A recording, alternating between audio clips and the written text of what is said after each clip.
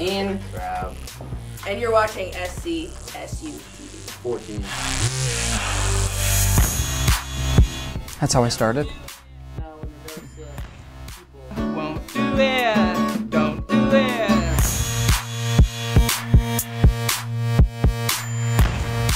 So, I think I'm hyping you a little too much, right?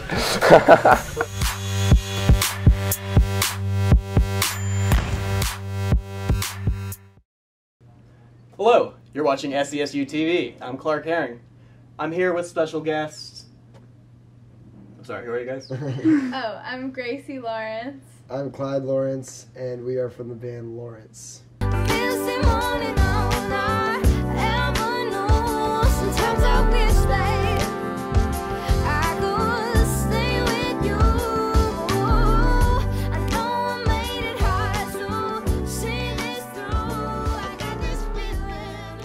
How did Lawrence start? What's the origin? Talk about that.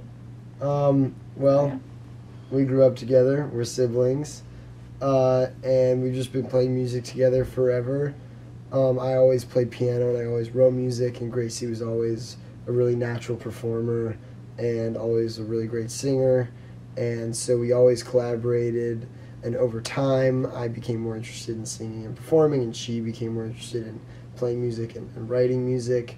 And so we've just sort of grown to learn from each other, and then as our collaboration progressed, we also started adding other people, friends of ours, friends of mine from college, friends of mine from high school, one of our childhood friends, and now we have this big 8-piece band with a full horn section. Wow. So you've come a long way. We've come a long way in terms of adding people. Yeah. Because I know your first album was just you, correct? It was just Clyde Lawrence? The first album was just under my name, and it was me playing a lot of the instruments. Some other guys were playing a little bit on it. And yeah, Gracie's singing a lot on the album, but it wasn't until after that album, until a couple years ago, when we officially kind of rebranded the band as Lawrence, a team effort between the two of us, and officially made it the project that is the two of us along with our 6 really good friends. So what was the inspiration behind Breakfast? What's with the title? There were a bunch of reasons that we went with Breakfast. We had a long list of names. We used to take this epic walk to the studio every morning. We had the longest brainstorming session about names, but Breakfast was clearly the best, I think, because well, we grew up together, and we would always listen to music during breakfast. That was a very our parents would always be making food or something and playing really good music. Gotcha. So I feel like we naturally associate breakfast with music, and also it reminds us of home. Yeah, it's very home. It's very family oriented. Yeah, it's a very soulful album. I got some feels listening to it. Thank you, man. That's I think that was the goal. Breakfast is home. It's family. It's music. It's soul. Yeah. You're kind of tired, but you're optimistic. And we also jokingly were and it's good at every time of day, and we would say that to each other, and then so many people in response to the album have come up to me and been like, breakfast, right? I can listen to it at any time of day. Or most important meal of the day. Yeah. There's a lot of good connotations to breakfast, and it's bold. It's very it's a blunt, kind of a blunt name. We always wanted something that felt like we weren't we take music very seriously, and we take what we do very seriously, but we also don't take ourselves that seriously, ultimately, and I think that Breakfast captures that, in that, this isn't, we're not joking around here, but, it's kind of a quirky, blunt name. Right. And we embrace that. Now, I know you guys, for this album, you pulled a lot of different artists from different groups. You have people from Lettuce, from Soul Live, from Tedeschi, from Snarky Puppy. How did you make these connections? Where are these people coming from? A lot of that is to credit to Eric Krasno, who is the band leader of Soul Live. He's the guitarist from Soul Live. He also is one of the founding members of Lettuce. He's also the producer of the Tedeschi Trucks band. And overall, he's really just kind of the linchpin at the center of this New York, Brooklyn soul funk scene. And through our fantastic manager, we were able to get in touch with him, and it turned out that he was a fan of the band, and it turned out that he wanted to work with us. And he's just been such an amazing, not just like musical advisor to us, but in addition to producing the album, he's just introduced us to so many people, and also just like helped us, you know, make a name for ourselves in so many ways. You know, I can't name how many times we will meet someone at a music festival or just run into somebody who we are a really big fan of, who we look up to, who we think has no idea who we are, and we'll kind of be like ready to say, oh, like, you don't know who I am, but I'm a big fan, whatever, and they'll say like, oh, no, Eric Krasno played me your album, and, you know, I loved it, you know. So he's been really, really awesome, and that's how we made a lot of those connections. Mm-hmm. Now, Gracie, I know that you did some acting work back in the day. So what made you decide to take on this new endeavor of music with your brother? It was never like I used to do acting and then I like switched to do music kind of thing. It was like I still do a lot of acting stuff. I think that it was just, for us, we would always play music together growing up. Like, right. And then when I, you know, graduated from high school, and even during high school, like, we were doing a little bit of touring, and then when it became a possibility that we could really do like full touring, we did. So it kind of just evolved into like a very real project, and it was never like a very conscious decision to be like, okay, now we're gonna be like real musicians or something that. It was just, it grew out of our living room, and we always kind of, I think, like subconsciously knew that we were like gonna try to play music for real. So yeah, I think it just happened naturally, and I'm just going wherever like the opportunities are. Right, I feel you. Yeah. Now, Clyde, if I stand corrected, you did get to have some time with the man, the myth, the legend, Steven Tyler. That is incorrect. Really? That is a very funny thing that you say that, though.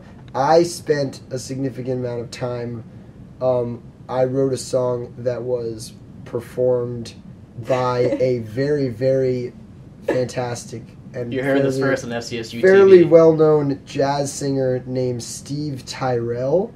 If you don't know him, look him up. He's a very established and fantastic jazz singer, Steve Tyrell. And he does a residency every year at the Carlisle Club in New York City, and I sat in with him there many times. And a couple publications just completely messed up and wrote that I had performed with Steven Tyler, not Steven Tyrell, and so then that just became a thing where the ball got rolling and people thought that. So I'm here to unfortunately squash that rumor. Steven Tyler seems like a cool person to work with. Well, I'm happy that you're being honest. Steven Tyrell was also a cool person to work with. So there you go. That's the tell-all story behind that. Cool.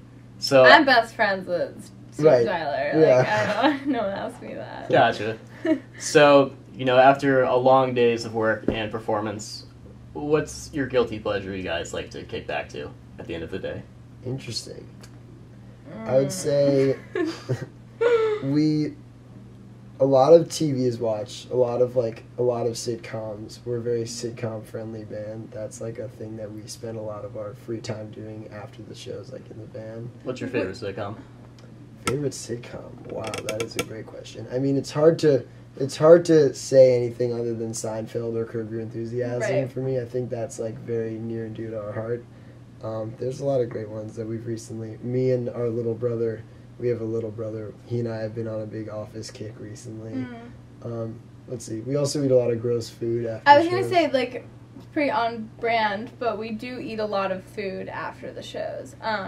We don't like to eat before the shows. She and I don't really eat dinner before the shows too often. Yeah, we won't really eat, like, too much before, but then we'll, like, really feast after. And we usually, this isn't my choice, but I feel like oftentimes we have a lot of access to, like, very cheap barbecue food while we're on tour, and we consistently will eat that, like, every night. The thing is that, like, for some reason, every place you go to, everyone will tell you that there's a barbecue restaurant in town that you have to go to, and they'll cite, like, a celebrity that it's their favorite barbecue place. So, like, you're in Asheville, North Carolina, and someone's like, you gotta go here, it's Barack Obama's favorite one. And then someone else is like, oh, this is, like, Lindsay Lohan's favorite barbecue, and then you go somewhere else and they're like, oh, this is Shaquille O'Neal's favorite barbecue, and you're like, all right, well, I have to try all of those Gotta things. go all of it. So we end up eating a lot of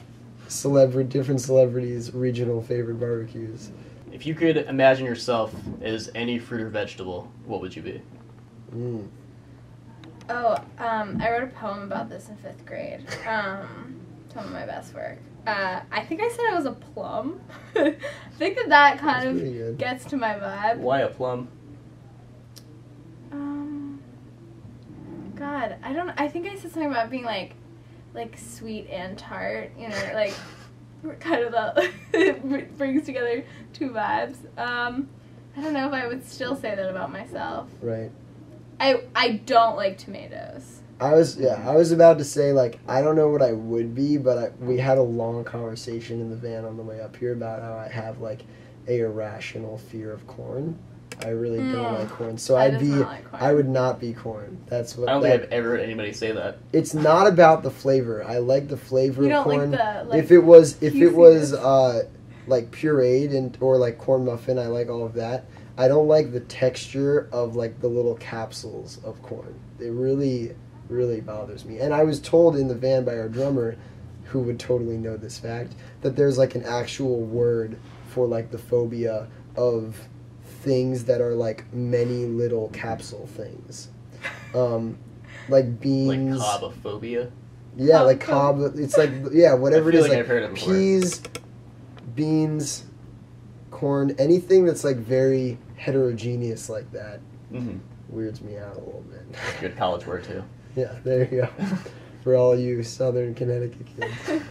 So I know your dad, Mark Lawrence, very big producer, and I know. Do you know him, or do you just know of him? I know of Mark Lawrence. Got it. I know that you've written some songs for some major motion pictures. Yeah. Do you guys have anything in the works now for anything coming out? That's an excellent question. The answer is definitely yes, but I also can't really say that many of the details. But gotcha. I can definitely tell you that in all likeliness, there will hopefully be a great new Mark Lawrence film coming out soon. Or not coming out soon, but being made soon, with hopefully music all by me. And I'm really excited about it. It'll be my biggest endeavor in the world of film music thus far.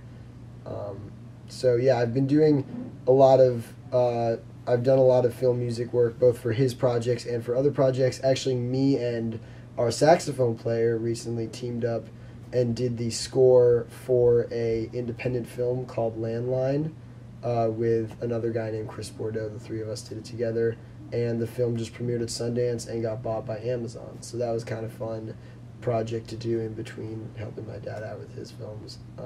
But yeah, definitely keep an eye out for some major announcements from our band, hopefully, about an upcoming Mark Lawrence, Clyde Lawrence collab. Nice. So, although you guys are on tour and, you know, you're constantly playing music all the time, do you guys ever find any downtime to get creative, to write something down, start something new? We're constantly writing as we're touring and as we're doing everything. I feel like, yeah, it's just the same way, like, it's just part of the habit. You kind of can't help but, like, write something down, or we have like a lot of, we bring some little pieces of equipment that we can kind of like write on in the van and stuff. Yeah, we're always trying to write. It's easiest when we're home, I think, but we're always kicking around ideas and trying to like mess around with new ideas at sound checks. We'll be debuting some new stuff at our upcoming shows, and we're excited about that. Awesome. Well, this has been a special interview with Lawrence. You're watching SCSUTV. My name is Clark Aaron. Thank you all. Have a good night.